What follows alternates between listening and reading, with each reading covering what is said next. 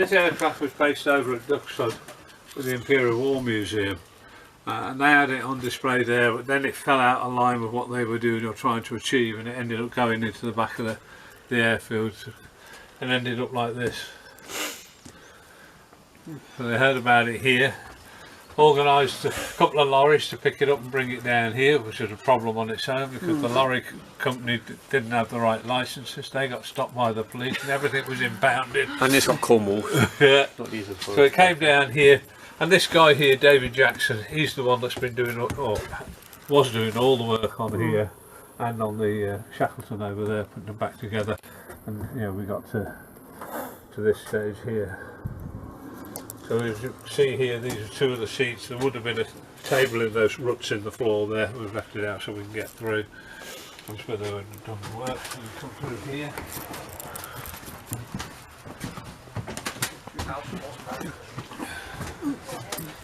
Try to come right through so you can. So that's the navigation station.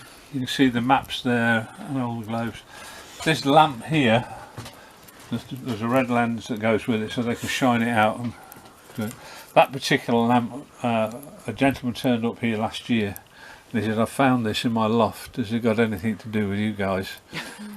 And it is. Yes please. Oh, didn't we just? Yeah, and I said yes please, and it does, and it fits in here, but you would have had two guys sat here, one teaching, one doing the navigation. This is the sky globe, so you would have had an observer in here, stood on here with his head in the roof, so he could see what was going on around above him. And then if I turn around this way, you can see this bar that's here. When they were building the Lancaster and that type of aircraft, the wings and the body were all one piece. You had a central spar that went from wingtip to wingtip right through the aircraft. This was no different. This goes all the way through and out and up the wings, and that's what gave it its strength. Whereas today these Airbuses they build the wings in one factory, the body in the other, and they take them to a third one and glue them together. Yeah. So if I come over here, if I just stand along there.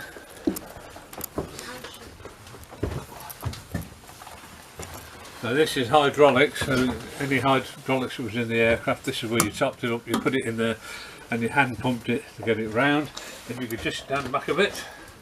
This is the worst job in the aircraft. Ew, the body! If you're flying over the Atlantic in November, December, when you've got icebergs coming underneath you, that was the worst job in the world. You can see in his hand he has a push button connector that would release flares, bombs, or take pictures. So he would, you know, they were capable. There would be two guys down there, but it's not heated in any shape or form. And this aircraft was known for being the world's worst because it leaks like a sieve. Even now, if it rains and we get it on the tail, the water comes out at the front. It's, you know, it is. It's,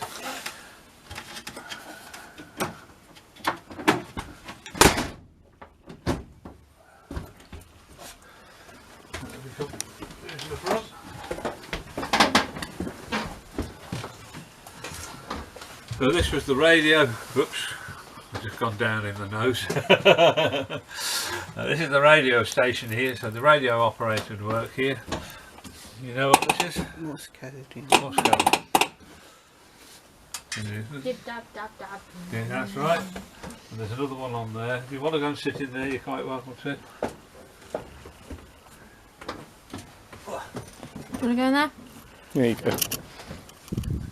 We're just in the process of working on this and getting this green, because this is all timber on here, so it's starting to rot out.